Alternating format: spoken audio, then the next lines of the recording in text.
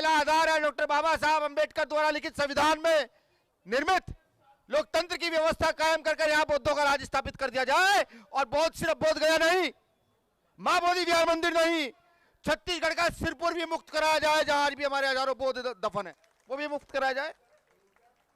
और दूसरा तरीका है जो इस देश की प्रथा रही है, व्यवस्था रही है, जन आंदोलन के माध्यम से इतना बड़ा आंदोलन खड़ा किया जाए कि यहाँ की सरकारों के प्रशासन के चूड़ हिल जाएगी कौन लोग हैं। अभी भीम आर्मी का सेमिनार था, मेरा पूरा मन था कि सेमिनार बोध गया में कराया जाए। बोध गया का जो वो है ऑडिटोरियम, उसमें सिर्फ इलेक्ट्रीशियन का काम बाकी था। जब ये आवाज उड़ी 2 महीने पहले, जब ये शुरू हो गया कि नहीं भीम आर्मी का सेमिनार, राष्ट्रीय सेमिनार यहाँ होगा, तो उस ऑडिटोरियम में काम कराना बंद कर दिया सरकार ने कि इस पर काम नहीं कराया जाएगा। अभी जब यह आंदोलन शुरू हुआ तो चंद्रशेखर आजाद जी ने सबसे पहले जाकर के पार्लियामेंट में इस आवाज को बुलंद करने का काम किया कि वहां पर ऐसा अत्याचार हमारे लोगों के साथ हो रहा है। मैं जब वहां गया बोध गया में, तो एक मेरी बहन ने मुझे कहा, बहन ही मैं कहूंगा, हालांकि वो चीवर धारण किए हुए थी, कि भाई यहाँ बहुत गलत गलत काम होते हैं, ऐसे ऐसे काम होते हैं जिनकी हवा भी बाहर नहीं जाती, जिनका जानकारी भी बाहर नहीं जाती है। क्या हम लोगों को इस बात को सोचकर दुख नहीं होना चाहिए? क्या हमारे अंदर तड़प पैदा नहीं होनी चाहिए? क्या हमें अपनी विरासत को छीनने के लिए मजबूती के साथ खड़ा नहीं होना चाहिए? और अगर ऐसा हम नहीं कर सकते तो मुझे लगता है कि हम सिर्फ बुद्ध का नाम लेने से बुद्धवादी हो नहीं जाते। यह आंदोलन एक दिन में नहीं जीता जा सकता, लेकिन हाँ, जिस दिन हमने मन बना लिया कि हम अपने घर का एक कतरा खून का इस आंदोलन को देंगे, अपने घर का एक बेटा या बेटी इस आंदोलन के नाम करेंगे, तो इनकी हैसियत नहीं, जो वहां पंडे पुजारी बैठे हैं, एक दिन में उखाड़ कर फेंकने का दम हम उनको रखते हैं। अभी वहां हमारी महाराष्ट्र की बहनों को पीटा गया, किस लिए? जय भीम नमो बुद्धाय कहने पे कोई एफआईआर दर्ज नहीं, किसी को कोई फर्क नहीं पड़ा। क्यों? अगर वहां इसको मानने वाले, धर्म को मानने वाले लोग जाएंगे, उनके साथ अभद्रता होगी तो कोई कहने वाला नहीं है।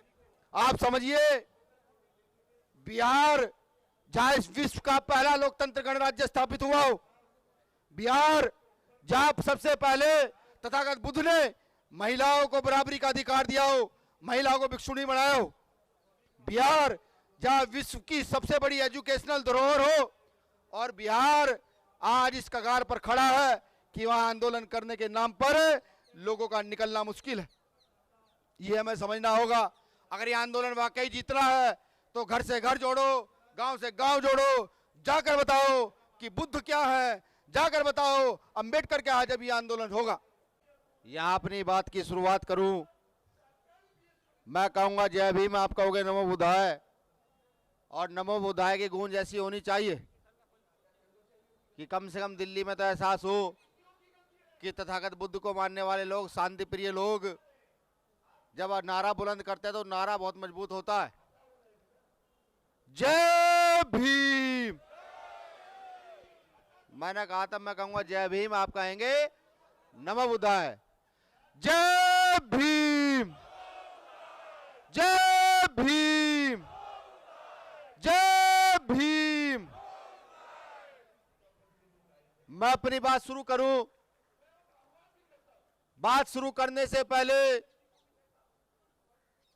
समय समय पर समता समानता की आवाज उठाने वाले वो तमाम महापुरुष जिन्होंने यहाँ दलित, शोषित, अछूत वर्ग के लोगों को दिशा देने का काम किया, आगे बढ़ाने का काम किया, उनके चरणों में नमन वंदन करता हूं। ये आंदोलन जिस महामानव के लिए हो रहा है, ये आंदोलन जिस व्यवस्था को बचाने के लिए हो रहा है, उस महामानव तथागत गौतम बुद्ध के चरणों में भी नमन वंदन करता हूं। सम्मानित साथियों, बिखरे हुए लोग कभी व्यवस्था कायम नहीं कर सकते, टूटे हुए लोग कभी जुड़कर खड़े नहीं हो सकते, और पिटे हुए लोग कभी पीटने की आस नहीं लगा सकते। इसको मेरा सिर्फ कहने का तात्पर्य यह है कि हम आंदोलन तो बड़ी मजबूती से चला रहे हैं, लगातार चीख चिल्ला भी रहे हैं। देश के अलग अलग कोनों में आंदोलन चल रहा है।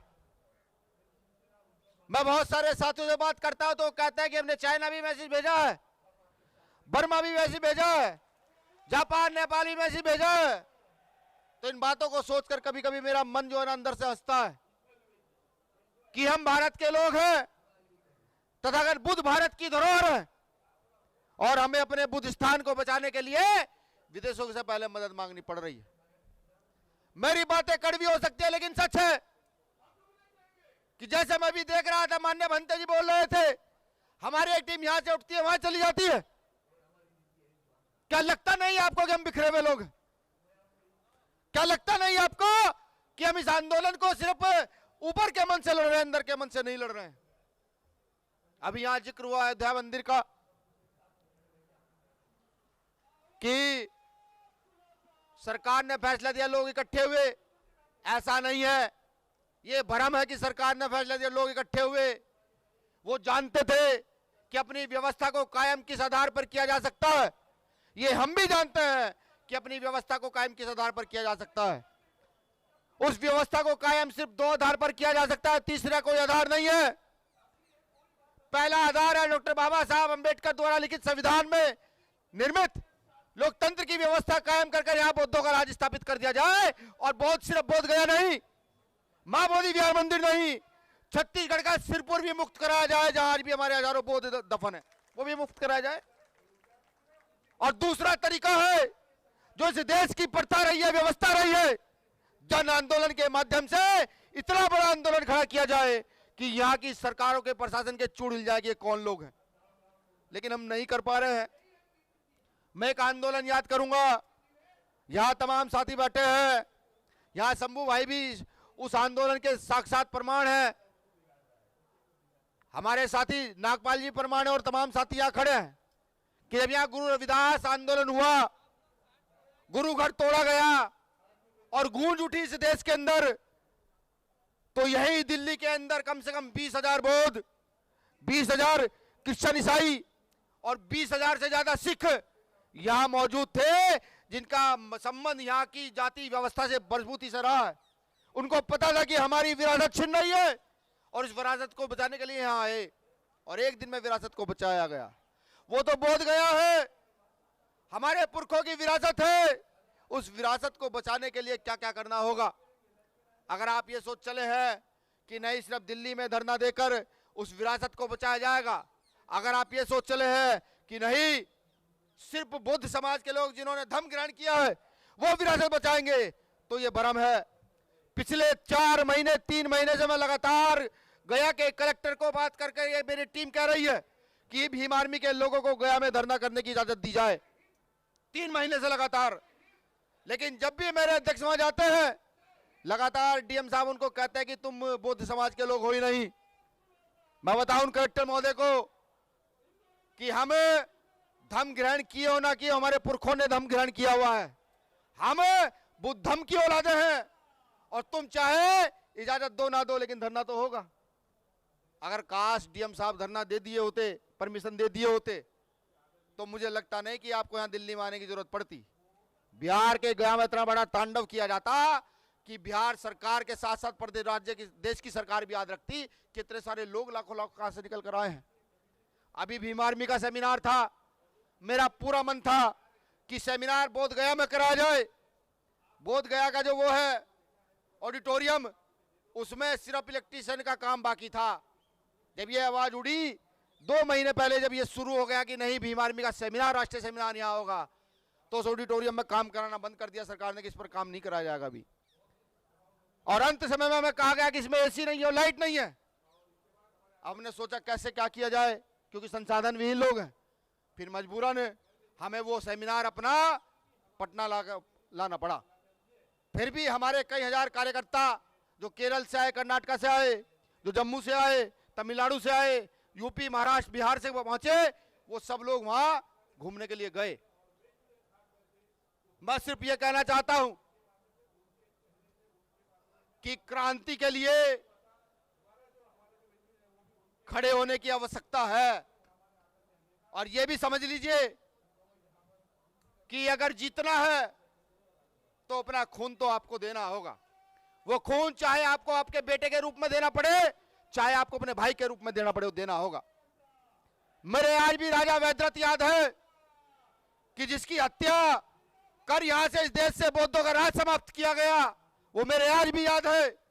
जब जब रात को कभी याद करता हूं, वो याद आता है मंजर, तो मुझे ऐसा लगता है कि जैसे मेरे दादा परदादा के सीने में खंजर गाड़ा गया हो, वो याद आता है। और क्योंकि भीम आर्मी के लोग हैं, पूरा देश ये कहता है कि अग्रेसिव है। साहब अग्रेसिव से पहले पढ़े लिखे लोग हैं, सिस्टम समझते हैं, जानते हैं, फिर जाकर किसी लड़ाई में अपनी टांग को डालते हैं। जब यह आंदोलन शुरू हुआ तो चंद्रशेखर आजाद जी ने सबसे पहले जाकर के पार्लियामेंट में इस आवाज को बुलंद करने का काम किया कि वहां पर ऐसा अत्याचार हमारे लोगों के साथ हो रहा है। मैं जब वहां गया, बोध गया में, तो एक मेरी बहन ने मुझे कहा, बहन ही मैं कहूंगा, हालांकि वो चीवर धारण किए हुए थी, कि भाई यहाँ बहुत गलत गलत काम होते हैं, ऐसे ऐसे काम होते हैं जिनकी हवा भी बाहर नहीं जाती, जिनका जानकारी भी बाहर नहीं जाती है। क्या हम लोगों को इस बात को सोचकर दुख नहीं होना चाहिए? क्या हमारे अंदर तड़प पैदा नहीं होनी चाहिए? क्या हमें अपनी विरासत को छीनने के लिए मजबूती के साथ खड़ा नहीं होना चाहिए? और अगर ऐसा हम नहीं कर सकते तो मुझे लगता है कि हम सिर्फ बुद्ध का नाम लेने से बुद्धवादी हो नहीं जाते। सीधी बात है, जो काम शांति से होगा उसको शांति से निपटाएगी भीम आर्मी, जो काम क्रांति से होगा उसको क्रांति से निपटाएगी भीम आर्मी, किसी हाल पर भी पीछे हटने का काम नहीं करेगी। मैं ये जानता हूं मेरे इन शब्दों से बहुत सारे लोगों का आघात पहुंच रहा होगा, बिल्कुल पहुंच रहा होगा, क्योंकि मैं जब जगह जगह जाकर घूमा, मैंने देखा कि जो बातें मैं 5वीं क्लास की किताबों में, 4थी क्लास की किताबों में पढ़ा करता था, वो तो बौद्ध राजाओं ने यहाँ कलाकृतियों के रूप में स्थापित की हुई है।